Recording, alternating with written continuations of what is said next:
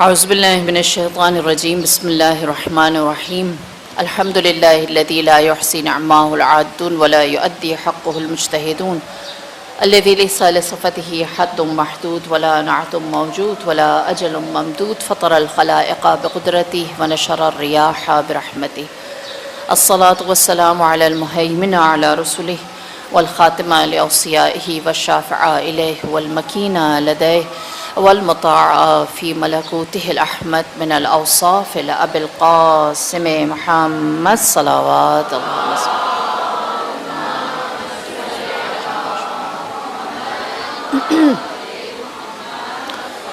وعلى أهل بيته الطيبين الطاهرين المعصومين المظلومين سيما بقية الله في أرض روحي وأرواح العالمين لتراب مقدمه فداه أما بعد فقد قال الله تبارك وتعالى في القرآن المجيد والفرقان الحميد بسم الله الرحمن الرحيم من عمل صالحا من ذكر أو أنثى فهو مؤمن فلنحيينه حياة طيبة وَلِنَجْزِيَنَّهُمْ أَجْرُهُمْ بِمَا كَانُوا يَكْسِبُونَ صلوات اللہم صلی علی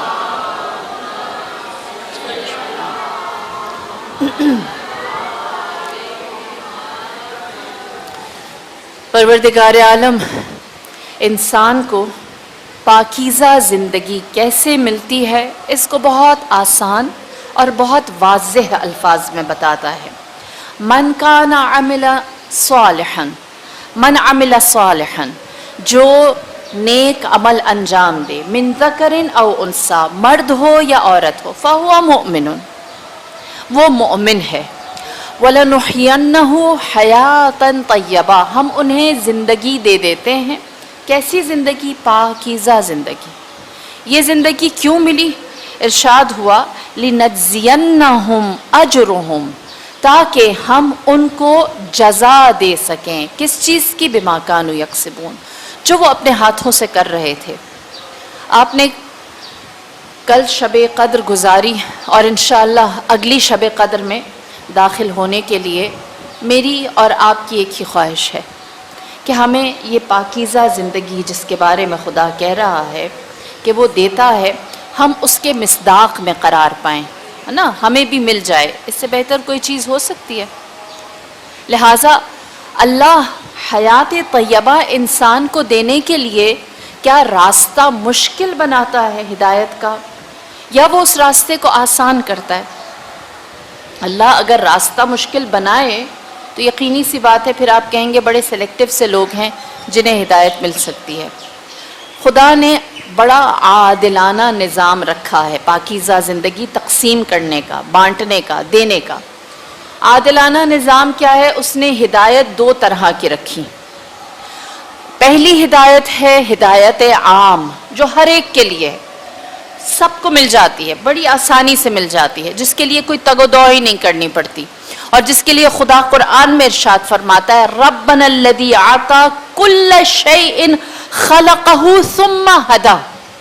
ہاں، ارشاد ہوا کہ ہمارا رب وہ ہے، ہمارا پالنے والا وہ ہے جس نے ہر چیز کو خلقت بخشی، پیدا کیا، ثم ہدی، پھر اس کی ہدایت کی. جو چیز اللہ نے خلق کی ہے اس کے اندر ہدایت کو رکھا ہے. اللہ نے کیا خلق کیا؟ سورج کو خلق کیا، اس کو ہدایت دی کہ تمہارا کام چمکنا ہے، اپنی آنکھ کو زمین پر گرانا نہیں ہے. اللہ نے چاند بنایا نا، اور اس کو کیا ہدایت دی؟ اس کو ہدایت یہ دی کہ تم نے تاریک راتوں میں کس طرح سے سورج سے روشنی لے کر آسمان کو مزین کرنا ہے، خوبصورت بنانا ہے. اللہ نے زمین کو خلق کیا، زمین کو ہدایت دی، عام ہدایت ہے اس کی، اور اس کو بتایا کہ تم نے کس طرح سے سبزے کو زندگی بخشنی ہے. تمہارے سینے میں جب کوئی پودا یا جب کوئی بیج ڈالا جائے گا تو اسے ہدایت یہ دی کہ تم نے اسے کیسے زرخیز بنانا ہے. زمین کے اندر آپ آم کا بیج ڈالیں گے اور انار کا بیج ڈالیں گے یا انگور کا بیج ڈالیں گے تو آپ دیکھیں گے تینوں میں کتنا فرق ہے. ایک بیل بن جائے گی، ایک درخت بن جائے گا، اور ایک کو خدا موسم کے حساب سے پھل عنایت کرے گا نا. زمین کو ہدایت دی ہے، یہ عام ہدایت ہے. اور اسی طرح اللہ نے وہ ہدایت انسانوں میں بھی رکھی. اللہ نے جو ماں ہے اس کو ہدایت دے دی کہ اس کو بچے کو کیسا پالنا ہے. ہاں، اور اس کے پاس یہ ہدایت موجود ہے. کیا مسلمان ماں اور منافق ماں الگ ہوتی ہے؟ ماں ہوتی ہے نا، چاہے وہ مومن ہو یا کافر ہو. آپ یہ کہہ سکتے ہیں کہ یہ تو لا مذہب ماں ہے، اس کے دل میں رحم ہی نہیں ہے، وہ اپنے بچے کے ساتھ مخلص نہیں ہوگی. اللہ نے انسان کو ہدایت دی ہے. ہاں، اللہ نے انسان کو رہنمائی، یہ عام ہے، یہ سب کے لیے ہے. اس میں کوئی اپنا پرایا، کوئی ایسا ویسا نہیں ہے. سب کو جس چیز کو اللہ نے خلق کیا، اس کو دوسرے الفاظ میں ہم کیا کہتے ہیں؟ فطرت ہے نا. فطرت ہے نا، کہ آپ یہ کہہ سکتے ہیں کہ جو جھوٹ بولنا ہے وہ سب کو برا لگتا ہے، قتل نفس سب کو برا لگتا ہے، کسی کے اوپر ظلم کرنا سب کو برا لگتا ہے. آج فلسطین میں جو ہو رہا ہے اس کے اوپر صرف مسلمان احتجاج کر رہے ہیں. جس کی فطرت زندہ ہے، جس کا ضمیر زندہ ہے، وہ احتجاج، وہ کہہ رہا ہے نا کہ یہ غلط ہو رہا ہے. تو یہ ہدایت اللہ نے عام رکھی ہے سب کے اندر. اللہ اکبر، یا رسول اللہ، یا علی، یا علی، صلی اللہ محمد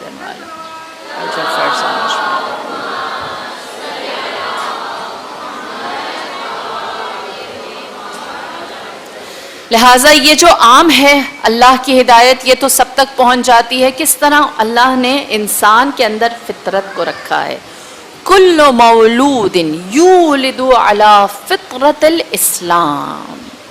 ہر وہ چیز جو پیدا ہوتی ہے، ہر انسان جو اس دنیا میں آتا ہے، وہ اسلام کی فطرت لے کر آتا ہے. اللہ نے عقل دے دی، عقل کے ذریعے سے اس نے ہدایت کو حاصل کیا ہے. جو ذی عقل ہے، جو ذی شعور ہے، وہ ہدایت یافتہ ہے نا. جو عقل کو استعمال کرتا ہے وہ حماقت نہیں کرتا، وہ ہدایت کے صحیح راستے پر ہی رہتا ہے نا. جو عقل رکھتا ہے وہ کبھی بھی اپنی چھری سے، اپنے ہاتھ میں جو چھری ہے اس سے کسی کا قتل بے وجہ نہیں کرے گا، وہ اس کا صحیح استعمال کرے گا، وہ اس سے کھانا بنائے گا. ہاں، تو عقل بھی انسان، اللہ نے عقل صرف ایمان والوں کو دی ہے نہیں نا، اللہ نے عقل سب کو دے رکھی ہے. پھر خدا نے ضمیر و وجدان کو رکھا ہے کہ جو ہر ایک کے اندر برابر، ہر بندہ، ہر بشر، ہر انسان جو اشرف المخلوق کی کیٹیگری میں آتا ہے، سب کو اللہ نے ضمیر یا وجدان دے رکھا ہے. لہٰذا یہ اللہ کی عام ہدایت ہے جو سب تک پہنچتی ہے. اس کے بعد جو دوسری ہدایت ہے جو خاص ہے، جو لوگ اپنی عقل کو، اپنی فطرت کو، اپنے وجدان کو صحت کے ساتھ رکھتے ہیں، اس کو مریض نہیں کرتے، اس کو بیمار نہیں کرتے، اور اس کو تابع کر دیتے ہیں ہمارے ایمان میں خدا کے نمائندوں کے، جس کی عقل اللہ کے پیغام کو مانتی ہے، جس کی روح پاک ہے، جیسا وہ اس دنیا میں آیا تھا ویسی پاک، جس کو خداوند کریم نے جو عقل دے رکھی ہے، وہ اس کو اللہ کی نافرمانی میں نہیں، کسی کو نقصان پہنچانے میں نہیں، بلکہ اللہ کی اطاعت میں استعمال کرتا ہے. تو یہ ہدایت خاص ہو جاتی ہے. ہاں، یہ ہدایت خاص ہو جاتی ہے. اور جب یہ ہدایت خاص ہو جاتی ہے تو خدا کیا کہتا ہے اس خاص ہدایت کو کرنے کے لیے؟ وہ کہتا ہے انا ہدیناہ السبیل اما شاکرا اما کفورا. ہم نے دو راستے دے دیے. اب جو خاص والے ہیں نا، ان کے پاس شکر کا راستہ بھی ہے، خاص والوں کے پاس کفر کا راستہ بھی ہے. یہ خاص کیسے ہو گئے؟ انہوں نے کفر کا راستہ اختیار ہی نہیں کیا، یہ سراسر شکر کے راستے پر چلتے رہے.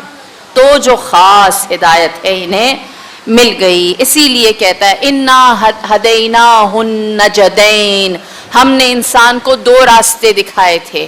جو گمراہی کے راستے پر گیا اسے تو خدا حافظ، البتہ جس نے صحیح راستہ، ہدایت کا راستہ انتخاب کیا، اسے خاص ہدایت مل گئی.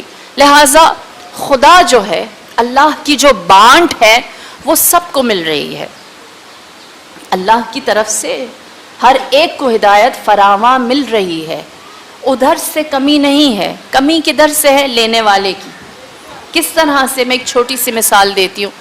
فرض کریں ایک کپڑا ہے، جس کو ہم نے مٹی کے تیل میں ڈبویا ہے، اس کے اوپر مٹی کا تیل خوب ڈال دیا یا اسے ڈبو دیا، اور دوسرا کپڑا ہے جس کو خوب گھیلا کر دیا.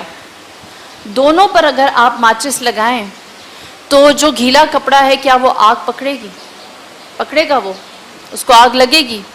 اور ماچس کی ایک تلی اس کپڑے کو جلا سکے گی جس پر مٹی کا تیل ہے؟ کمال کس میں ہے؟ تلی تو ایک ہی ہے نا، ماچس کی تلی تو وہی ایک ہے، لیکن وہ جہاں مٹی کا تیل ہے اسے فوراً آگ لگا رہی ہے، اور جو کپڑا گھیلا ہے، جو کاغذ گھیلا ہے، جو گھیلی چیز ہے، وہاں وہ ایک ماچس کی تلی بیکار، ضائع ہو گئی. خدا دے رہا ہے جو دل زرخیز ہے، ہاں وہ اس ہدایت کو اپنے اندر سمو رہا ہے، وہ اس کو حاصل کر رہا ہے. شیخ سعدی اسی بات کو بڑے خوبصورت انداز میں بیان کرتے ہیں، کہتے ہیں بارانی کے در لطافت تب اش خلاف نیست. جو بارش ہے اس کے اندر اللہ نے لطافت ہی کو رکھا ہے.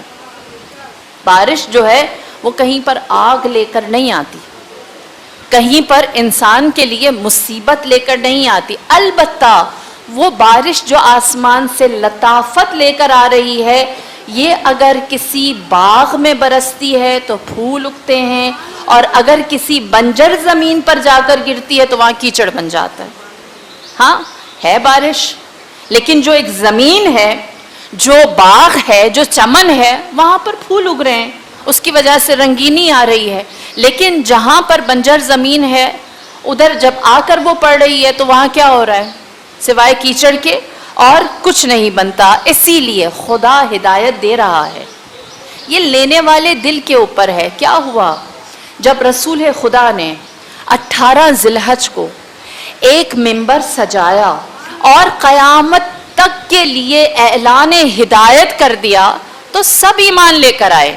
لیکن ایک شخص نے آ کر یہ کہا، یہ نہیں کہا کہ مجھے علی پسند نہیں ہے، کہا کہ یہ نہیں کہا کہ علی کے اندر عیب ہے، یہ کہا کہ مجھے علی پسند نہیں ہے اور میں اس علی پر ایمان ہی نہیں لانا چاہتا، اس کی بیعت ہی نہیں کرنا چاہتا. اللہم صلی علی محمد وآل محمد وعجل فرجہم اجمعین. میں علی کے اندر کوئی عیب نہیں دیکھ رہا، میں اس علی کو جس کو یا رسول اللہ آپ نے اپنا جانشین بنایا ہے، اگر آپ نے بنایا ہے تو میں پسند نہیں کرتا، اور اگر اللہ نے بنایا ہے تو کہا کہ ابھی مجھ پر عذاب واقع ہو جائے. سأل سائل بعذاب واقع. ہاں خدا نے کہا جب مانگنے والے نے عذاب مانگا تو عذاب واقع ہو گیا. ہاں ایمان، اللہ نے تو ہدایت کو سامنے رکھا تھا، اللہ نے تو من کن تو مولا کا پیغام سامنے رکھا تھا، لیکن جو لینے والا ہے اس نے اس میں سے کیا نکالا؟ عذاب. اس نے اس ہدایت کے اندر سے اپنے لیے فلاح یا کامیابی کو نکالا. اسی طرح کبھی کبھی ہم کیا دیکھتے ہیں، کچھ لوگ ہدایت قدے میں رہتے ہوئے ظلمت کے راہی ہو جاتے ہیں. امام حسن کی زوجہ جعدہ بنت اشعث امام حسن کے گھر میں رہتی ہے، آپ کے نکاح میں ہے، لیکن اس ساری زندگی میں جو شریکہ حیات ہے وہ اس میں سے کیا نکالتی ہے؟ امام حسین کے قتل کا اتنا بڑا گناہ اپنے بار پر رکھ لیتی ہے. ہدایت کم تھی، ہدایت فراواں تھی. حضرت نوح کا بیٹا، وہ نوح جو آدم ثانی ہیں، جنہوں نے زمین کو دوبارہ آباد کرنا ہے، کیا اس میں سے کیا اس نے حاصل کیا؟ کہا اے نوح تو اپنی کشتی میں جا، میں اس چوٹی پر چڑھ جاؤں گا. اور خدا نے کیا قرآن کی آیت ہے، کہا کہ ایک موج آئی اور وہ اتنی اونچی تھی کہ وہ چوٹی بھی کہیں گہرائی میں چلی گئی اور وہ گمراہ ہونے والوں میں شامل ہو گیا. حضرت لوط کی زوجہ، حضرت لوط پوری قوم کو ہدایت دیتے رہے، لیکن گھر میں زوجہ ہوتے ہوئے جب وہ فرشتوں کو آتے ہوئے اپنے گھر میں دیکھتی، حضرت لوط کی زوجہ نے کیا کیا تھا؟ جب آپ کے گھر میں فرشتے آئے تھے، 2 فرشتے آئے، تو جا کر دشمنوں کو بتایا اور کہا کہ حضرت لوط کے خاص بندے آ گئے ہیں، مخبری کی. وہ فرشتے کس لیے آتے ہیں؟ ہدایت لے کر آتے ہیں۔ انہوں نے ہدایت کے بدلے میں کیا حاصل کیا؟ اللہ اکبر۔ اور پھر اس کے بعد ہم کیا دیکھتے ہیں؟ حضرت یوسف یعقوب علیہ السلام کے گھر میں بیٹے ہیں، جانتے ہیں یعقوب نبی خدا ہیں، اور وہ پوری امت اور قوم کے لیے ہدایت کا باعث ہیں، اور وہ اپنے باپ سے بھی ہدایت نہیں لیتے، وہ اپنے باپ سے بھی حق کو نہیں حاصل کرتے۔ اسی طرح خاندان رسالت اولاد بنی ہاشم میں ہے جعفر، جو امام حسن عسکری علیہ السلام کے اللہم صلی علی محمد وآل محمد وعجل فرجهم اجمعین، آپ کے اصحاب خاص میں سے ہے۔ اور جیسے ہی امام حسن عسکری علیہ السلام کی شہادت ہوتی ہے تو کیا کہتا ہے؟ اگلا امام میں ہوں۔ تصور کریں، امام حسن عسکری سے بڑھ کر ہدایت اس زمانے میں کہاں سے مل سکتی تھی؟ کس کو اس بات کا یقین تھا کہ وہ امام بر؟ لیکن اس نے اس ہدایت میں سے کیا لیا؟ ایک جھوٹا دعویٰ، ہاں، اور وہ جعفر کذاب کہلایا۔ ہدایت اللہ نے فراوان پیش کی تھی۔ اور پھر اس کے بعد ہم کیا دیکھتے ہیں کہ کربلا کی سرزمین پر 72 کے اندر بھی کچھ لوگ شامل ہوئے۔ اس سے بڑی اور کیا چیز ہو سکتی ہے؟ تصور کریں نا، اس سے بڑی اور کیا نعمت ہو سکتی ہے؟ عمرو ابن ضحاک، جب آپ کربلا کی روایات مصائب سنتے ہیں تو اکثر آپ نے علماء کے منہ سے صاحبان منبر کے منہ سے ابن ضحاک کا تذکرہ سنا ہوگا۔ ہاں، ابن ضحاک کون تھا؟ امام کے ساتھ کربلا میں موجود تھا۔ عصر کا وقت جب ہوا نا اور اس نے دیکھا کہ امام تنہا رہ گئے تو اس نے امام سے ایک بات کہی۔ اس نے کہا کہ مولا، آپ جانتے ہیں سامنے کتنا لشکر ہے اور آپ کے پاس کتنی مدد رہ گئی، میں رہوں یا نہ رہوں کوئی فرق نہیں پڑے گا، اگر آپ اجازت دیں تو میں یہاں سے دور چلا جاؤں۔ وقت عصر اس نے امام سے اجازت مانگی۔ مولا نے فرمایا جانا چاہتے ہو چلے جاؤ۔ مولا کہہ سکتے تھے نا تم نے کتنا جی لینا ہے، اگر تمہارے ہونے سے کوئی فرق نہیں ہو تو بات تو صحیح ہے کہ ایک پورے لشکر کے مقابلے میں، لیکن اے ضحاک، تمہیں اگر عمر نوح علیہ السلام بھی مل جائے بالآخرہ تم نے مرنا ہے، تو اس سے بہتر موت کیا ہو سکتی ہے کہ حسین کے رکاب میں سرزمین کربلا میں روز عاشورہ شہادت مل جائے۔ امام نے یہ نہیں کہا، امام نے فرمایا جانا چاہتے ہو چلے جاؤ، البتہ اتنی دور چلے جانا کہ میری صدائے استغاثہ تمہارے کانوں میں نہ آ سکے۔ اس سے بڑھ کر ہدایت کی سرزمین کیا ہو سکتی ہے؟ ہاں، خدا فراواں کرتا ہے، خدا دیتا ہے۔ علی ابن حمزہ بطائنی ایک اور مثال، اللہ اکبر۔ 7ویں امام، امام موسیٰ کاظم علیہ السلام، اللہم صلی علی محمد وآل محمد وعجل فرجهم اجمعین۔ آپ جانتے ہیں کہ امام کی زندگی کے 14 سال قید و بند میں گزرے۔ امام کے زیادہ تر امور جو ہے وہ علی ابن حمزہ بطائنی یہ قید خانے سے باہر انجام دیتا تھا، اور مالی معاملات جسے ہماری زبان میں کہتے ہیں منشی، تو وہ امام کا منشی تھا، سارے مالی معاملات اس کے پاس تھے۔ جب امام کی شہادت ہوئی اور امام کا وصیت نامہ اس کے سامنے آیا اور اس میں اگلے امام ان کا تذکرہ تھا، 8ویں امام کا نام گرامی لیا گیا، تو کہتے ہیں علی ابن حمزہ بطائنی کو یہ وصیت امام کی جب ملی کہ تمہارے پاس میری جتنی امانتیں ہیں میرے فرزند علی ابن موسیٰ رضا کو دے دو، 8ویں امام کو۔ لہٰذا اس نے جب امام کی جو مالی امانتیں تھیں اس کے پاس، اس کو دیکھنا شروع کیا تو وہ اچھی خاصی مقدار تھی۔ اس نے دیکھا اور پھر وہ سوچنے لگا علی ابن حمزہ بطائنی کہ یہ سارا مال جو امام ہفتم کا تھا میں نے سنبھالا، میں نے فرض ادا کیا، اور اب جب امام اس دنیا میں نہیں رہے تو میں اٹھا کے کسی اور کو دے دوں، امین تو میں تھا۔ لہٰذا علی ابن حمزہ بطائنی نے خود امامت کا دعویٰ کر دیا اور کہا اگلا امام میں ہوں۔ ہدایت کس تک نہیں پہنچی؟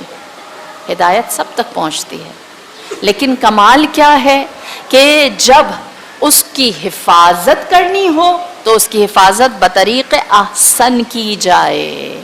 یہ ساری شخصیات جن کا میں نے تذکرہ کیا، یہ سب کیا بتا رہی ہیں کہ خدا تو دیتا ہے لیکن لینے والے کے پاس جو مستقل مزاجی چاہیے ہے، جو جہد مسلسل چاہیے، وہ اگر ہو تو انسان حیات طیبہ تک پہنچ سکتا ہے۔ البتہ ہم دوسری سائڈ بھی، جو سکے کا دوسرا رخ ہے، وہ بھی دیکھنا ضروری ہے۔ ایسا نہیں ہے کہ بہت سارے لوگ جو ہدایت قدے میں رہتے رہے اور گمراہ ہو گئے، کچھ ایسے لوگ ہیں جو ظلمت قدے میں رہ کر حق کی جانب آ گئے۔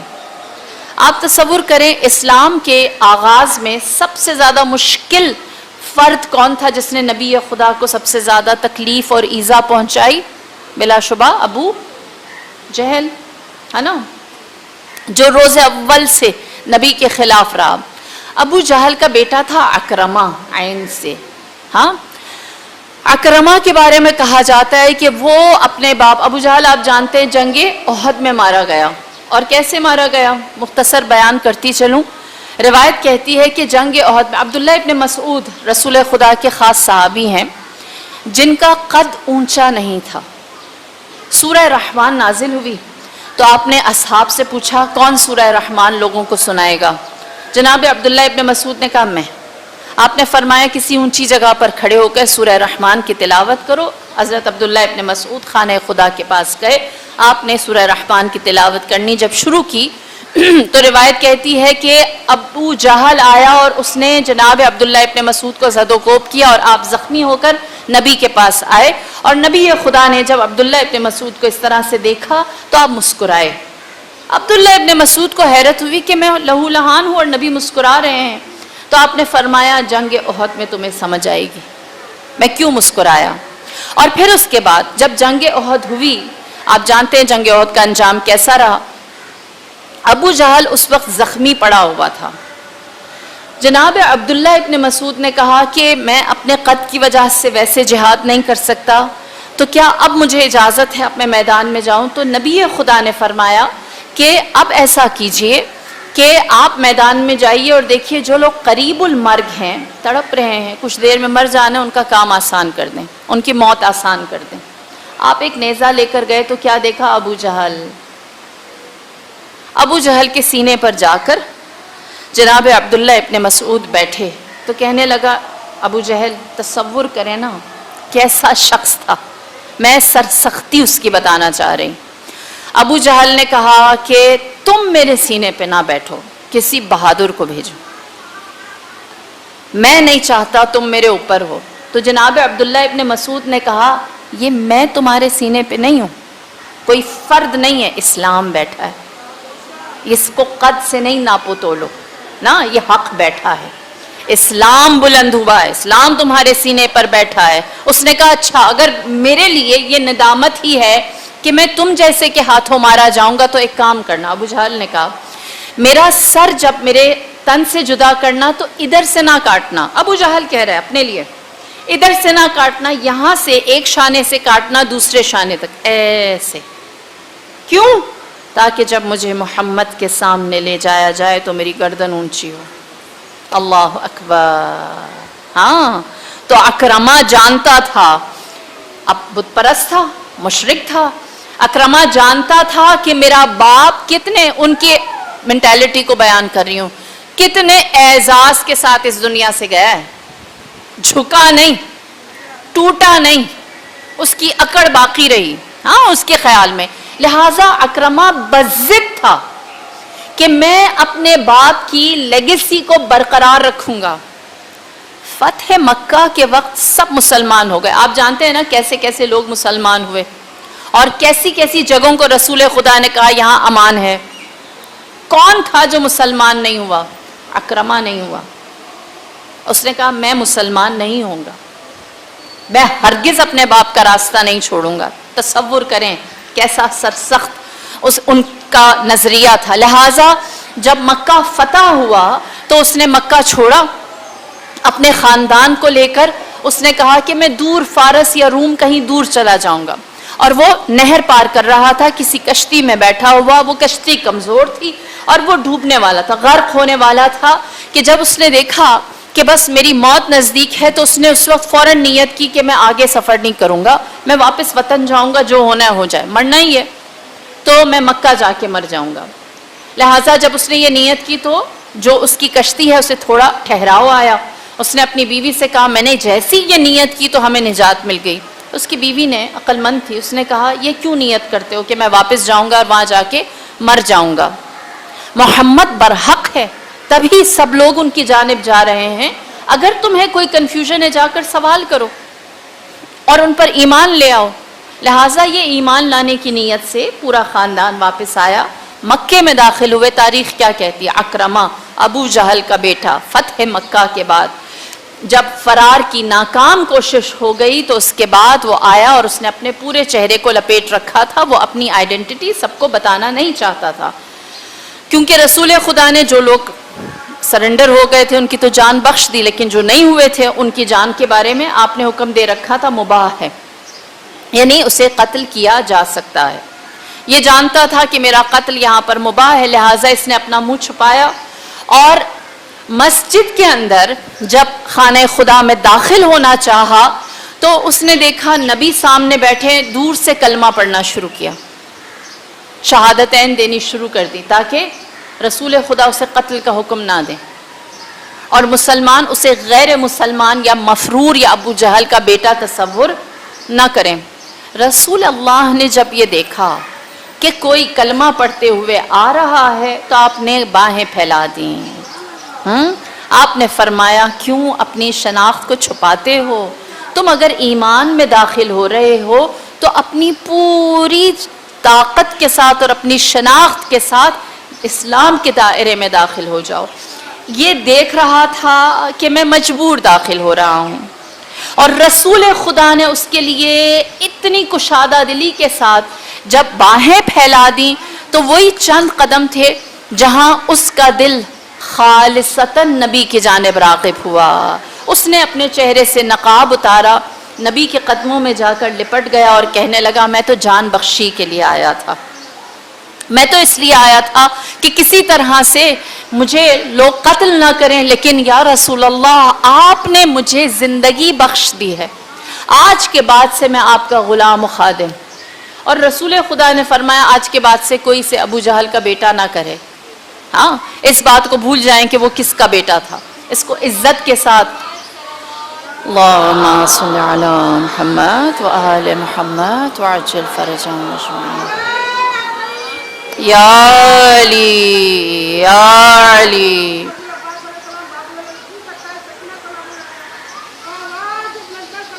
اللہم صلی علی محمد و آل محمد وعجل. لہٰذا رسول اللہ نے جو اس کا استقبال کیا اس کے نتیجے میں کبھی کوئی ابو جہل کا بیٹا بھی ہدایت پا لیتا ہے. ہدایت سے بھاگنے کی کوشش بھی کر رہا ہو تو خدا اس کے دل میں اس نور کو ڈال دیتا ہے. یہاں تک کہ رسول خدا نے زکوٰۃ کی جمعآوری کے لیے ہر قبیلے پر ایک ایک بندے کو اپوائنٹ کیا ہوا تھا. اکرمہ کو آپ نے قبیلہ حوارزن کی جو زکوٰۃ کی جمعآوری ہے اس کے لیے مقرر کیا, اور پھر اس کے بعد روایت کہتی ہے کہ غزوہ یرموک میں غالباً وہ راہ خدا میں شہید ہوئے اور رسول خدا نے اس کے جنت کی بشارت دی. ہاں, تو کبھی ایسا بھی ہوتا ہے. عمر ابن عبدالعزیز خاندان یزید میں سے ہے لیکن فدق کو واپس کرنے والوں میں سے ہے. نجاشی عیسائی ہے, نہیں جانتا دین اسلام کیا ہے, لیکن جب جناب جعفر طیار قرآن کی آیات سناتے ہیں تو واضح طور پر کہتے ہیں کہ میں مشرکین مکہ کا ساتھ نہیں دوں گا, میں یہ جو کلام الہی سنا رہے ہیں ان کے ساتھ تعاون کروں گا, ان کو اپنے پاس پناہ دوں گا. البتہ کچھ ہدایت پر باقی رہنے والے ایسے بھی ہیں جنہوں نے اپنی زندگی صرف ہدایت کے لیے وقف کر دی. اللہ اکبر. نام ہے ان کا جنادہ, جنادہ بنت جندب یا جنادہ بنت جندب, اور معروف ان کا نام ہے ابو ذر غفاری. سبحان اللہ. جناب ابو ذر غفاری کیسا نام ہے دیکھیے, ہدایت, خاص ہدایت جو اس پر باقی رہتا ہے. اللہ اکبر. جناب ابو ذر غفاری آپ جب رسول کی خدمت میں آئے تو رسول خدا نے آپ سے پوچھا آپ کا اسلام لانا کیسا ہے؟ تو ابو ذر غفاری بتاتے ہیں, کہتے ہیں کہ ہم بت پرست لوگوں کے ساتھ رہتے تھے غفار قبیلے میں. کہتا ہے کہ ایک دفعہ جس بت کی سب سے زیادہ پرستش کی جاتی تھی، میں نے دیکھنا چاہا کہ یہ بت ہمیں دیتا کیا ہے. جوانی کے دن تھے. کہتے ہیں کوزے میں نے دودھ لیا اور اس بت کے سامنے رکھا اور میں دور سے اس کو دیکھتا رہا، یہاں تک کہ ایک کتا آیا، اس نے وہ دودھ سارا پیا اور اس کے بعد اس کتے نے اس بت کو نجس کر دیا اور وہ وہاں سے چلا گیا. اور میں نے جا کر اس بت سے سوال کیا کہ اس جانور نے تمہارے ساتھ اتنا برا کیا، اپنا دفاع نہیں کر سکے، تو میں تم پر کیوں ایمان لاؤں؟ تم میرا دفاع کیا کرو گے؟ تم مجھے کس چیز سے بچا سکو گے؟ تو میں نے کبھی بت پرستی نہیں کی تھی یا رسول اللہ، میں نے کبھی یہ حماقت نہیں کی. البتہ جو دین ابراہیمی ہے میں اس پر تھا. میں خدا وحدہ لا شریک کو مانتا تھا اور یہ جانتا، جیسے اس زمانے میں ہم لوگ جانتے ہیں نا کہ آخری امام نے ظہور کرنا ہے، صرف اثنا عشری کہتے ہیں، مسلمان اس بات کا ایمان رکھتے ہیں، سارے مسلمان جانتے ہیں کہ امام کا ظہور ہونا ہے. ہم کہتے ہیں امام کی پیدائش ہو چکی ہے، آپ اس دنیا میں آ چکے ہیں، پردہ غیبت میں ہیں. اہل سنت کے ہاں یہ نظریہ ہے کہ آپ پیدا نہیں ہوئے، آپ پیدا ہوں گے اور جب 40 سال کے ہوں گے تب ظہور کریں. لیکن جو ایک نظریہ ہے وہ باقی ہے نا اپنی جگہ. تو اسی طرح جناب ابو ذر غفاری کے زمانے میں سب جانتے تھے کہ ایک نبی آخر الزمان نے آنا ہے اور ان کی نشانیوں کی تلاش میں حق والے رہتے تھے. لہٰذا وہ کہتے ہیں جب مجھے یہ بتایا گیا کہ مکے میں کسی شخص نے نبوت کا دعویٰ کیا ہے اور اس کے پاس اللہ کی کتاب موجود ہے، تو میں نے دل میں سوچا کہ یقینی طور پر اس کے بارے میں پتہ کرنا چاہیے. میں نے اپنے بھائی کو بھیجا، بھائی میرے پاس آیا، اس نے مجھے مختصر سی بات بتائی جس سے مجھے کچھ حاصل نہیں ہوا. لہٰذا میں مکے میں 3 دن رہنے کی نیت سے آیا اور پھر اس کے بعد جو کلام الہی ہے، جو رسول خدا کی ہدایت تھی، کہتا ہے کہ میں نے جب اس کو حاصل کیا تو میں سمجھ گیا کہ آپ نبی برحق ہیں. اور کس زمانے میں جناب ابو ذر غفاری ایمان لے کر آئے؟ 5ویں، 4تھے یا 5ویں مسلمان ہیں. نمبر جو ہے جناب ابو ذر غفاری کا اتنی جلدی ایمان لانے والوں میں سے ہے، یعنی منتظر تھے نا، بیٹھے ہوئے تھے انتظار میں کہ جیسے ہی کوئی نشانی ملے میں ملحق ہو جاؤں، میں ان سے جڑ جاؤں. ہم بھی امام زمانہ کے ظہور کے لیے اگر اس طرح سے منتظر رہیں کہ جیسے ہی کوئی نشانی ملے تو ہم ملحق ہو جائیں، پہلے چند لوگوں میں سے ہوں. لہٰذا ابو ذر غفاری جڑ گئے. بیان کرنے کا مقصد، حق تو مل گیا، ہدایت تو مل گئی، اب اس کو لے کر رکھنا، باقی رہنا، اس پر دوام کمال ہے نا، دوام کمال ہے. جو ہدایت پر ہوتا ہے اس کے لیے کبھی بھی دنیا جو ہے وہ پھولوں کی سیج نہیں ہوتی. اللہ اکبر. جناب ابو ذر غفاری وہ ہستی ہیں جن کے بارے میں رسول خدا نے فرمایا میں نے روئے عرض پر ابو ذر سے زیادہ سچا کوئی نہیں دیکھا، سب سے سچا، تنہا صحابی رسول جن کو رسول خدا نے مدینے میں اپنا نائب بنا کر چھوڑا تھا. 2 غزوات میں آپ گئے ہیں مدینہ چھوڑ کر، تو آپ ابو ذر غفاری کو مدینے میں اپنا نائب بنا کر چھوڑ کر گئے. اسی لیے روایت ہے کہ رسول خدا کے بعد جب گورننس یا حاکمیت یا ولایت بانٹی جاتی تھی کہ تم کو یہاں کا فرما روا اور تم کو وہاں کا گورنر بنایا جائے گا، جناب ابو ذر غفاری فرماتے تھے کہ مجھے رسول خدا نے جو مقام دیا ہے اس کے بعد میرے اندر کوئی طمع ہی نہیں ہے کہ مجھے بصرہ مل جائے، مجھے یمن مل جائے، مجھے روم مل جائے. مجھے رسول نے مدینے میں اپنا نائب بنایا تھا، حیات رسول میں. تو جو چیز مجھے مل چکی ہے اس کے بعد مجھے ان ساری چیزوں کی ضرورت نہیں ہے. اس بات پر فخر و مباحات جناب ابو ذر غفاری کیا کرتے تھے. یہاں تک کہ رسول خدا کا ایک مشہور قول آپ نے فرمایا، اے ابو ذر غفاری تم دنیا سے دل برداشتہ رہو گے، کبھی دنیا کی جانب تمہاری رغبت نہیں ہوگی. اچھا میں ایک بات بیان کرتی چلوں. کل جو میں نے کچھ روایات بیان کی تھی، بہت اچھی بات ہے، مجھے تو اچھا لگتا ہے کہ جب بات میں سوال کرتے ہیں اور پوچھا جاتا ہے یہ روایت کہاں سے بیان کی، کہاں سے آئی، ہمارے جو مستند ذرائع ہیں ان سے ہے یا اہل سنت کے. ابو ذر غفاری کے بارے میں بہتر یہ ہے کہ ہم اہل سنت کی روایات کو دیکھیں اور ان اہل سنت روایات کو بیان کریں کہ جو اہل تشیع کے ہاں بھی پائی جاتی ہیں، اور کبھی کبھی ایسی جو روایات ہوتی ہیں وہ تھوڑا ہمیں جھنجھوڑ بھی دیتی ہیں۔ کل جو میں نے روایات بیان کی تھیں یہ وہ تھیں جو اہل تشیع کے ہاں موجود ہیں، اور جن لوگوں کو طلحۃ الخیر کے بارے میں تھوڑا کچھ ذہن میں کنفیوژن ہے تو مجلس کے بعد میں یہیں بیٹھی ہوتی ہوں، آپ لوگ آ کر میں فون سے نکال کے آپ کو حوالے بھی دے دوں گی، اور آپ لوگ خود بھی اسے مطالعہ کریں اور زیادہ مطالعہ کریں، بہت ضرورت ہے۔ اگلی شب قدر بے شک مطالعے میں گزاریں، افضل ترین عبادت طلب علم ہے نا، لہٰذا یہ جو روایات ہے یہ میں قصداً آج جو میرا جھکاؤ ہے وہ اس طرف اس لیے زیادہ ہے صحیح مسلم و صحیح بخاری کی جانب، کیونکہ ہمیں اس کی ضرورت ہے۔ روایت کیا بیان ہوتی ہے؟ رسول خدا فرماتے ہیں اے اباذر، اللہ تمہارے دل کو دنیا داری سے بالکل بیزار کر دے گا، البتہ تم ہماری محبت میں اور ہماری سیرت پر پائبند رہو گے، اور اس کے نتیجے میں تم تنہا کر دیے جاؤ گے، تمہیں مدینے سے نکال دیا جائے گا، تو کیا کرو گے؟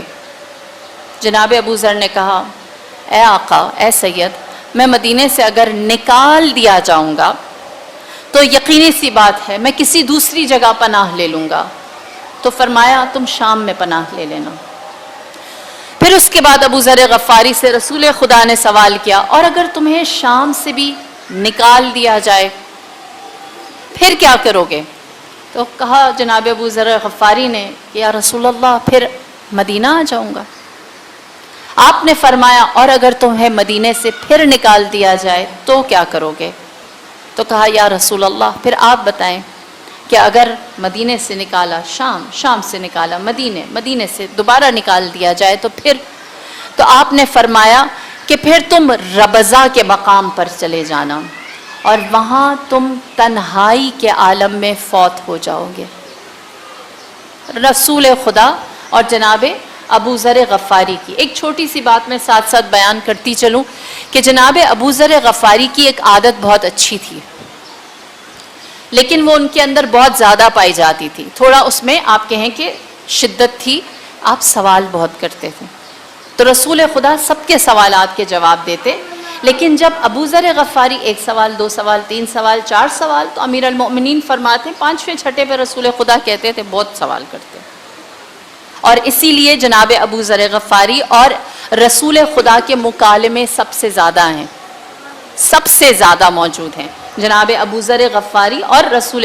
آپ لوگوں کو وقت ملے تو اس کو ضرور گوگل کریں کہ جناب ابو ذر غفاری نے مختلف سوالات اور پھر اتنے سوالات پوچھے کہ سینے پر ہاتھ رکھ کر فرماتے کہ میرا دل علم سے بھر گیا ہے، اور پھر ناز کرتے اور کہتے کیوں نہ بھرے، مجھے محمد جیسا معلم ملا ہے نا، جن سے میں نے اللہم صلی علی محمد وآل محمد وعجل فرجہم اجمعین۔ یا علی بے شک بے شک بے شک بے شک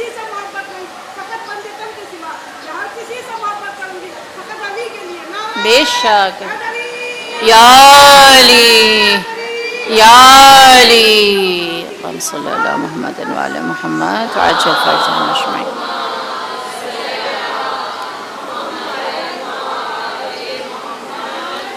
تھوڑا وقت کم ہے، اگر آپ لوگ خاموشی سے صلوات پڑھتے ہوئے، خاموشی سے تو صلوات نہیں پڑھی جا سکتی، صلوات پڑھتے ہوئے تیزی سے اگر آگے آ جائیں تاکہ ہم مجلس کو آگے جاری رکھ سکیں۔ بر محمد و آل محمد صلوات، اللہم صلی علی محمد و آل محمد۔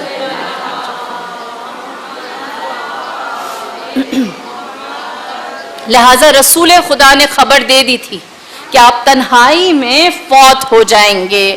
جناب ابو ذر نے فرمایا کہ میرے لیے اگر ربضہ کا مقام منتخب کر لیا گیا ہے تو اس سے بڑھ کر اور کیا بات ہو سکتی ہے، اللہ اکبر۔ لہٰذا جناب ابو ذر ہدایت پر باقی رہنا، عنوان سے نہیں ہٹنا، ہدایت پر باقی رہنے کے لیے انسان کو جہد مسلسل میں لگنا ہے۔ جناب ابو ذر غفاری کی عادت کیا تھی؟ روایت کہتی ہے کہ ایک دفعہ دوسرے خلیفہ نے، عمر ابن خطاب نے آپ کو کچھ تحفے بھیجے، آپ نے جب وہ تحفے آپ کے پاس آئے تو آپ نے سوال کیا کہ یہ تحفے کس زمرے میں آئے ہیں؟ تو کہا کہ خلیفہ وقت نے آپ کے لیے تحفے بھیجے ہیں۔ کہا کہ یہ جو تحفے مجھے بھیجے گئے ہیں، خلیفہ وقت میرا دوست نہیں ہے، دوست کے لیے بھیجتا ہے، تو یہ جو تحفے بھیجے گئے ہیں یہ پھر کس زمرے میں بھیجے گئے؟ تو کہا کہ شاید آپ کی جانب دوستی کا ہاتھ بڑھانے کے لیے۔ پھر سوال کیا یہ جو تحفے ہیں یہ خلیفہ کے ذاتی مال سے ہیں یا بیت المال سے ہیں؟ انہوں نے کہا ہم نہیں جانتے، غلام ہے، ہمیں تو چیز ہاتھ میں دی گئی، ہم نے لا کے آپ کے سامنے رکھ دی ہے۔ تو جناب ابو ذر غفاری نے فرمایا اگر یہ مشکوک ہے تو میں اسے وصول نہیں کروں گا۔ اس حد تک آپ ہر چیز کا خیال رکھنے والے، ہاں کہ مال بیت المال سے ہے تو میں اسے وصول نہیں، بیت المال سے میں کیوں نہیں۔ اور اگر دوستی میں بھیجا ہے، اتنے اچھے تعلقات نہیں ہیں، میرے لیے یہ بات واضح کی جائے۔ پھر اس کے بعد آپ کو دوسرے خلیفہ نے یہ پیغام بھیجا اور کہا کہ آپ کو کہاں کی حاکمیت چاہیے؟ تو آپ نے فرمایا مجھے جینے کے لیے ایک روٹی چاہیے اور پینے کے لیے پانی، میں اپنے بدن پر حاکم ہوں، مجھے کہیں کی حاکمیت نہیں چاہیے۔ میں تم لوگوں سے ایک امید رکھتا ہوں، جو رسول خدا نے کیا ویسا کرو۔ اور پھر تاریخ کہتی ہے کہ جب تک خلیفہ سوم تک، تیسرے خلیفہ تک وقت آیا، جناب ابو ذر غفاری کا احتجاج اور لوگوں کے سامنے بیان جو ہے اس میں بہت زیادہ برملا پن آ گیا، اس حد تک کہ آپ قرآن کی آیتیں سناتے امر بالمعروف کے بارے میں، فرماتے نہیں عن المنکر نہیں، آپ فرماتے میں امر بالمعروف کر رہا ہوں، میں کہہ رہا ہوں تم لوگوں سے، عوام سے، میں تم لوگوں سے کہہ رہا ہوں کہ کیا نیکی کرو، اور جو اس وقت ہمارے اوپر حکماں ہیں انہیں نہیں عن المنکر کر رہا ہوں کہ وہ برائی نہ کریں۔ یہ جناب ابو ذر غفاری، لہٰذا کہتے ہیں کہ آپ کا امر بالمعروف عوام، نہیں عن المنکر، جو خواص کے لیے تھا، صاحبان اختیار کے لیے تھا، یہ اس حد تک مشکل ہو گیا کہ مدینے میں جو خلافت تھی اس کو چلانا مشکل ہو گیا۔ کیوں؟ کیونکہ وہ کہتے ہیں کہ ابو ذر غفاری نے، دیکھیے حکمت نا، کہ عوام جو ہے اس کو کہہ رہے نیکی کرو کیونکہ نیکی کی کمی ہے عوام میں، اور جو خواص ہیں ان کو کیا کہہ رہے ہیں؟ برائی سے رک جاؤ کیونکہ وہاں برائی کی زیادتی ہے، برائی زیادہ ہو رہی ہے، وہاں روکا جا رہا ہے۔ تو کہا یہ جو بات کر رہے ہیں ہماری ناک کٹتی ہے، ہماری ناک کٹتی ہے، لہٰذا ہم انہیں مدینے میں نہیں رکھ سکتے، انہیں مدینے سے نکال دیا گیا۔ تو جناب ابو ذر نے پوچھا کہ تم خلیفہ ہو، مجھے بتاؤ پھر میں کہاں جاؤں؟ کہا آپ کے لیے بہتر جگہ جو ہے وہ ہے شام، اور میں والی شام کو سمجھا دوں گا کہ آپ کو سنبھالنا ہے، آپ کو کنٹرول کرنا ہے۔ ہاں یہ روایت ہے، تاریخ ہے، یہ ہر کتاب میں لکھا ہے جناب ابو ذر غفاری، اس میں کوئی لڑائی نہیں اپنے پرائی کی۔ کہا کہ والی شام سے کہوں گا آپ کو کنٹرول کیا جائے۔ جناب ابو ذر غفاری بے باک تھے، انہوں نے کہا ہم شام چلے جاتے ہیں۔ آپ شام گئے، آپ کے پاس زیادہ کوئی چیزیں تھی نہیں، اسباب سفر یا کوئی پراپرٹی یا کچھ لے کے جانے کا، اپنے ساتھ مختصر سی چیزیں لے کر گئے، اور جب آپ شام گئے تو تاریخ لکھتی ہے شام میں آپ نے جب حالات کو دیکھے تو آپ نے فرمایا یہ مجھے کہیں سے اپنے نبی کی نیابت والے نہیں لگتے، یہ تو لگتا ہے کہ قیصر و کسرا روم اور فارس کے نمائندے ہیں جو یہاں حکومت کر رہے ہیں۔ اور پھر آپ نے سورہ توبہ کی آیت نمبر 34 کی تبلیغ شام میں شروع کی۔ سورہ توبہ آیت نمبر 34، ارشاد رب العزہ یکنزون الذہب والفضہ، ہاں روم اور فارس کے لوگ ہیں جو جمع کرتے ہیں سونا اور چاندی۔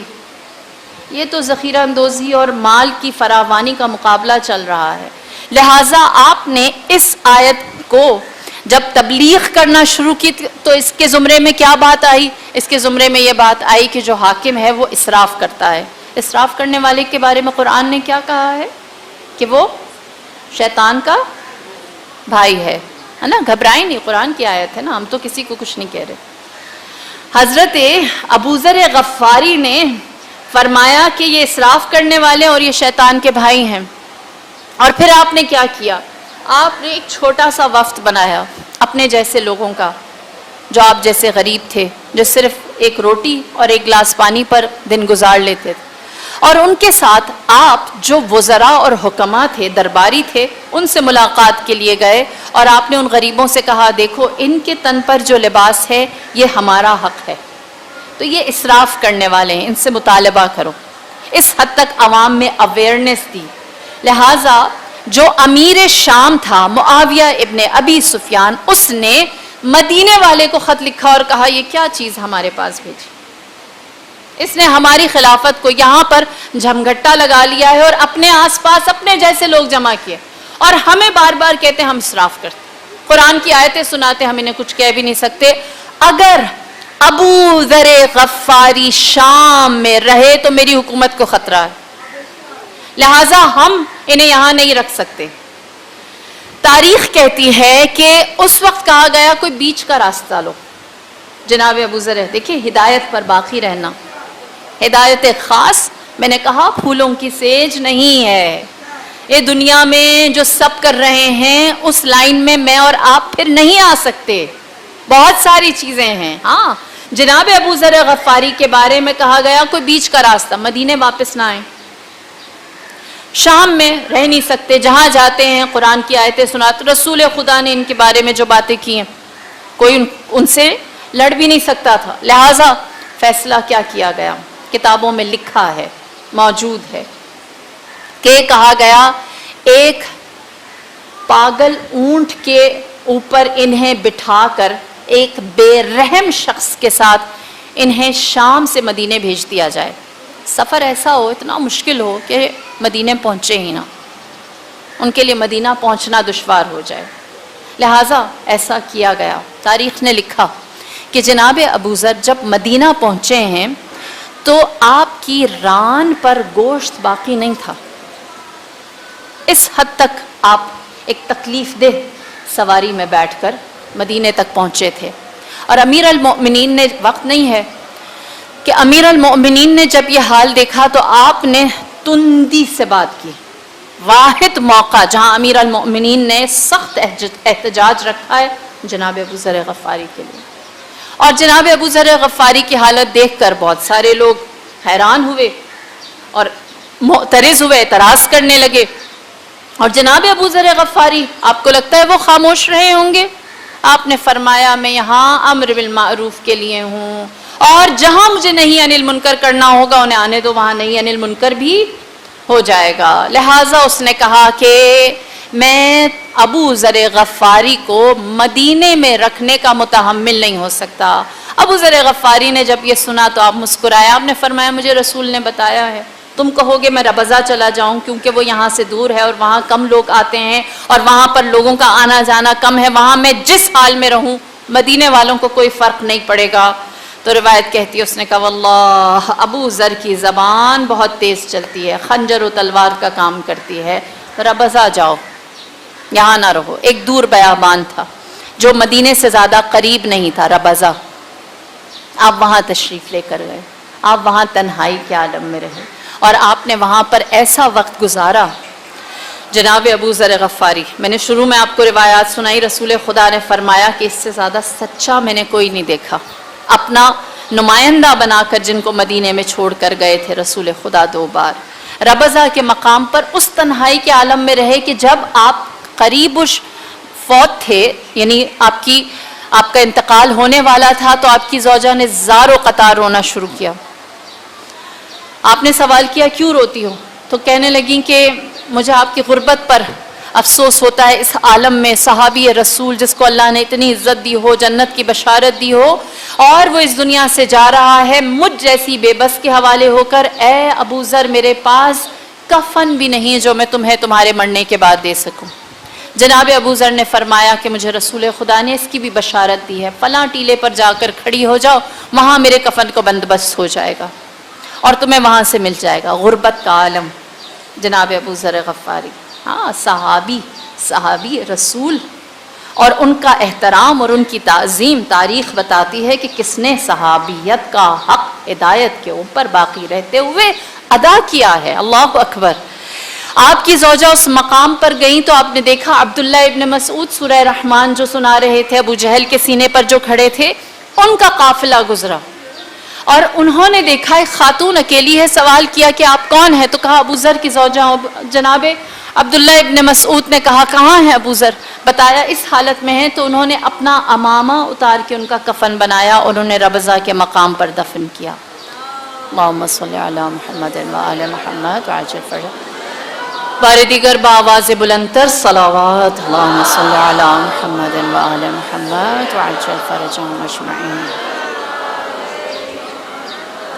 لہٰذا جو حق پر باقی رہنا چاہتا ہے نا، اس نے ایسا راستہ لیا ہے، اور وہ حق کو جب زبان سے بیان کرتا ہے تو بڑے سے بڑے طاقت والے اس حق المبین کے سامنے، اس آشکارا ہدایت کے سامنے بے بس ہو کر رہ جاتے ہیں۔ اللہ اکبر۔ اور ابو ذر غفاری، آپ کی خاص بات اس حق پر ڈٹے رہنا۔ سبحان اللہ، میں یہ روایت سنتی ہوں نا تو رونگٹے کھڑے ہوتے ہیں۔ ابھی جو مجھ سے کہہ رہے تھے کہ کیسے ہو سکتا ہے طلحۃ الخیر کے بارے میں یہ کہا ہو، یہ روایت سنیں گے تو میرے پاس بھی اس کا جواب نہیں ہے۔ امام محمد باقر علیہ الصلوۃ والسلام، اللہم صلی علی محمد وآل محمد وعجل فرجہم اجمعین، آپ فرماتے ہیں رسول خدا کے بعد سب مرتد ہو گئے۔ تصور کریں، رسول خدا کے بعد سب مرتد یعنی اسلام سے باہر ہو گئے، غیر مسلمان ہو گئے سوائے 3 کے، مقداد، سلمان، ابو ذر۔ اللہ اکبر، اللہ اکبر۔ یہ اتنا بڑا قول ہے۔ آپ سے پوچھا گیا عمار یاسر، آپ نے فرمایا وہ تھوڑی دیر کے لیے دوسری جانب گئے، پھر وہ پلٹ آئے۔ یہ روایت ہے جیسی بیان کر رہی ہیں۔ آپ تصور کریں، ہدایت پر باقی رہنا، ہدایت پر باقی رہنا۔ پوچھا امام سے کہ یہ جو 3 ہیں جو ایک لہجے کے لیے بھی جن کا ایمان نہیں ہلا، آپ کے ذہن میں کتنے نام آ رہے ہوں گے نا کہ پھر اس کا کیا، اس کا کیا، اس کا کیا، اس کا کیا؟ اللہ جانتا ہے۔ جنت و جہنم تقسیم کرنا کس کا کام ہے؟ امیر المومنین کا نا، میرا اور آپ کا نہیں۔ لہٰذا آپ سے پوچھا گیا کہ ان تینوں کے ایمان کی اساس کیا ہے؟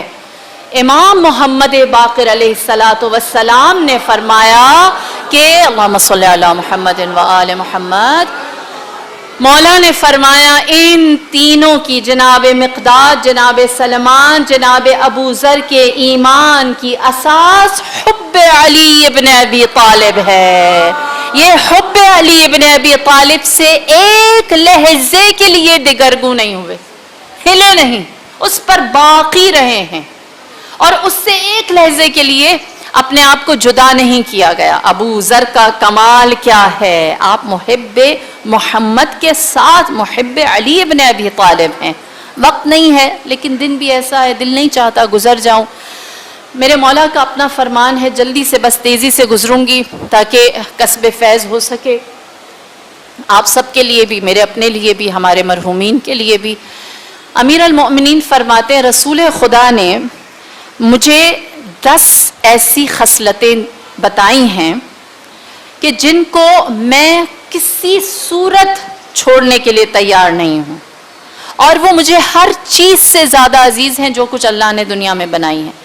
پہلی چیز، میں جلدی سے اردو میں بیان کرتی چلوں، فرمایا کہ رسول خدا نے مجھ سے کہا اے علی تو دنیا اور آخرت میں میرا بھائی ہوگا۔ 10 چیزیں۔ پہلی چیز فرمایا اے علی تو دنیا و آخرت میں میرا بھائی ہوگا۔ دوسری صفت فرمایا کہ قیامت والے دن جب میں خدا کے حضور حاضر ہوں گا تو تو میرے ساتھ کھڑا ہوگا اے علی۔ تیسری چیز، آپ کا مقام جنت میں میرے بالکل سامنے ہوگا، مواجہ، آپ میرے روبرو ہوں گے، اپوزٹ ہوں گے، ہم جنت میں بھی ہمسائے ہوں گے۔ چوتھی چیز، اے علی اللہ نے آپ کو میرا وارث بنایا ہے، جیسا میرا سینہ ہے شرح صدر ویسا آپ کا شرح صدر ہے، جو میں دیکھتا ہوں وہی آپ دیکھتے ہیں، جو میں سنتا ہوں وہی آپ سنتے ہیں۔ پانچویں چیز فرمایا کہ اے علی آپ میرے وصی ہیں، بالکل ویسے جیسے موسیٰ کے بعد ہارون تھے۔ چھٹی چیز فرمایا کہ اے علی میری غیبت میں، میری غیر موجودگی میں میرے اہل و عیال کی حفاظت صرف آپ کر سکتے ہیں، یہ آپ کی چھٹی خصلت ہے۔ میری غیر موجودگی میں میرے اہل و عیال کی حفاظت صرف آپ کر سکتے ہیں، اور فرمایا کہ 7ویں خصلت اے علی آپ کی یہ ہے کہ میری امت کی رہبری اگر کوئی کر سکتا ہے تو وہ صرف اور صرف آپ کی ذات، جس کی دعا حضرت ابراہیم کرتے رہے اللہ نے وہ صفت آپ کو دی ہے۔ 8ویں صفت فرمایا کہ میری امت کے درمیان اگر کوئی عدالت بپا کر سکتا ہے تو اے علی آپ فقط آپ ہیں جو عدالت کو بپا کر سکتے ہیں۔ 9ویں صفت فرمایا اے علی آپ اس کے دوست ہیں جس کا میں دوست ہوں اور جس کو اللہ پسند کرتا ہے۔ 10ویں صفت یہ ہے کہ آپ کا دشمن میرا دشمن ہے اور جو میرا دشمن ہے وہ اللہ کا دشمن ہے۔ یہ 10 خصلتیں امیر کائنات فرماتے ہیں کہ ایسی ہیں کہ یہ مجھے سب سے زیادہ عزیز ہیں۔ اس علی کی محبت نے جناب ابو ذر غفاری کو یہ مقام و منزلت دی ہے۔ اللہ اکبر، تصور کریں۔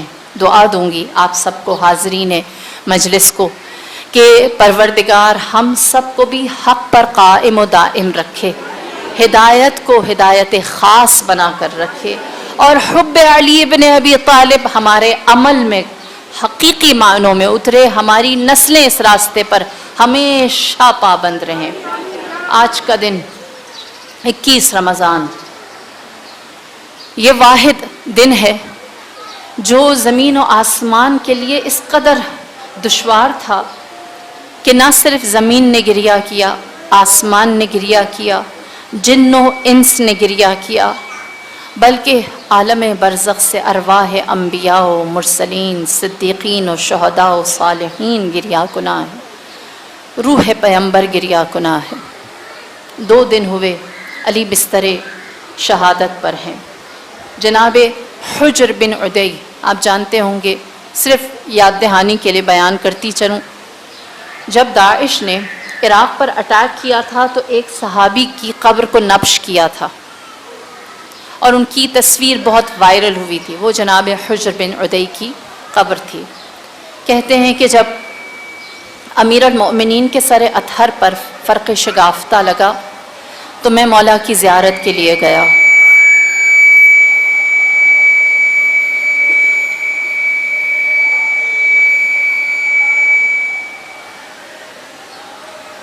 میں مولا کی زیارت کے لیے گیا اور میں نے دیکھا کہ مولا کے چہرے کا رنگ ایسا زرد ہو گیا ہے کہ وہ زرد رنگ کی پٹی جو آپ کی پیشانی پر باندھی ہوئی تھی اس میں اور آپ کے چہرے کے رنگ میں کوئی فرق نہ تھا۔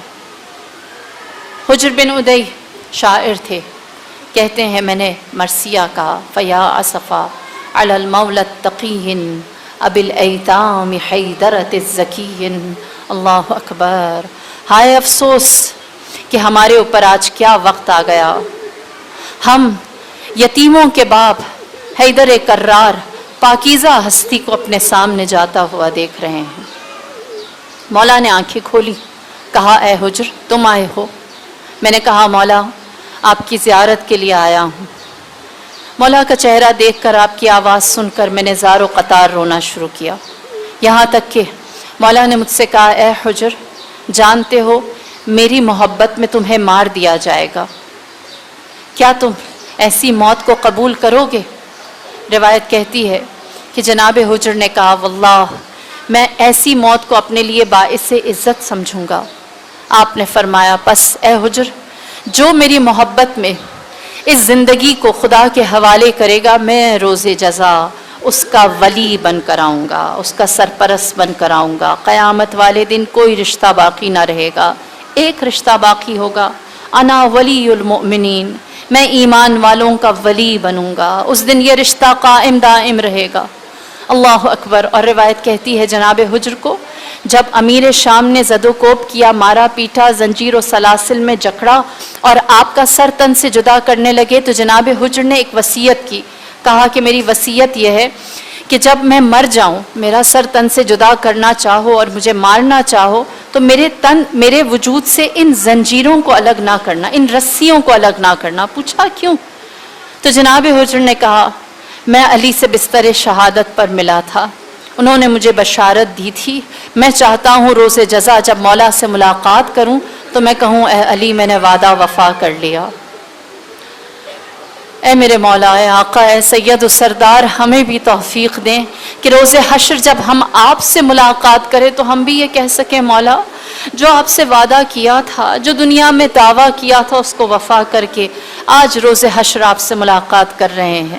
امیر کائنات نے اصحاب رسول سے ملاقاتیں کی، ان کے سوالات کے جوابات دیے، انہیں آنے والے وقت کے لیے تیار کیا، اور جب سارے فرائض ادا ہو گئے تو آپ نے فرمایا میرے سارے بچوں سے کہو میرے آس پاس حلقہ بنائیں۔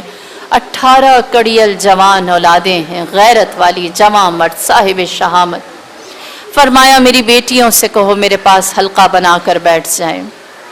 امیر المؤمنین نے وصیت کرنا شروع کی۔ آپ نے فرمایا اے میرے بچوں، کبھی بھی مسجد کو ویران نہ چھوڑنا، ایتام سے خود کو دور نہ کرنا، اللہ اللہ نماز کا خیال رکھنا، ہمسایوں کا خیال رکھنا۔ جب ساری وصیتیں، سارے اخلاق، سارے آداب، سارے اوامر و نواہی الہی امیر المؤمنین نے بیان کر دیے تو اس کے بعد آپ نے فرمایا میں تمہارے درمیان اپنا امام، اپنا وارث امام حسن مجتبیٰ کو چھوڑے جا رہا ہوں۔ میرے بعد وہ میرے ولی ہوں گے، میرے وصی ہوں گے، اور ان کا کلام تمہارے لیے ویسا ہی ہوگا جیسا میرا کلام ہے۔ اور یہ کہنے کے بعد امیر المؤمنین نے اپنی وصیتیں کرنی شروع کی۔ اللہ اکبر۔ وصیت کیا کی؟ فرمایا اے حسن، مجھے رات کی تاریکی میں غسل دینا، میرے نماز جنازہ میں کوفے کے مسلمانوں کو نہ بلانا۔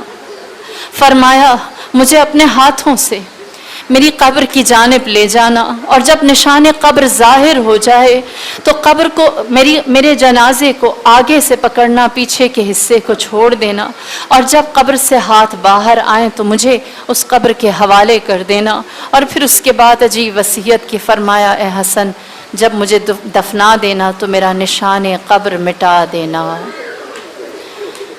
علی ابن ابی طالب فرما رہے ہیں میرا نشان قبر مٹا دینا۔ جانتے ہیں کیوں؟ کیونکہ علی جانتے ہیں لوگ مسلمان اپنی سیاست، اپنی دنیا کو بچانے کے لیے علی کی قبر پر اہانت کرنے سے بھی دریغ نہ کریں گے۔ حجاج ابن یوسف ثقفی جب کوفہ آیا تو اس نے 3000 جگہ گھڑا کھودا اور کہا ہم علی کی قبر کو نبش کریں گے، ہم دیکھ کر رہیں گے کہ علی کہاں ہے۔ سمجھ میں آتا ہے کیوں نجف میں مولا کو دفن کیا گیا۔ اللہ اکبر۔ امام کی وصیتیں تمام ہوئی۔ آپ نے جناب زینب کبریٰ کو اپنے پاس بلایا اور فرمایا اے زینب، اپنے ہاتھوں کو میرے چہرے کے قریب کرو۔ جناب زینب کے ہاتھ جب چہرے کے قریب آیا، آپ نے بوسہ لیا، بشارت سنائی اے زینب، جب آپ کی ولادت ہوئی تھی تو میں نے رسول خدا سے کہا تھا آپ اس بچی کا نام رکھیے، تو رسول خدا نے آپ کا نام رکھا تھا باپ کی زینت۔ اے زینب تو اسم با مسمہ ہے، تو اپنے باپ کی زینت ہے۔ گویا میرے مولا بتانا چاہ رہے یہی شہر ہوگا زینب جہاں تجھے اسیر بنا کر لایا جائے گا، یہی شہر ہوگا زینب جہاں تو میرے لہجے میں خطبہ دے گی، یہی شہر ہوگا زینب جہاں تو شہزادی نہیں اسیر بنا کر لائی جائے گی۔ اللہ اکبر۔ تمام بشارتیں جب دے دی، روایت کہتی ہے علی کے پیشانی پر ایسے پسینہ چمکنے لگا جیسے سفید موتی چمکتے ہیں، لہٰذا آپ نے فرمایا وہ وعدہ جو مجھ سے رسول نے کہا تھا وہ پورا ہوا۔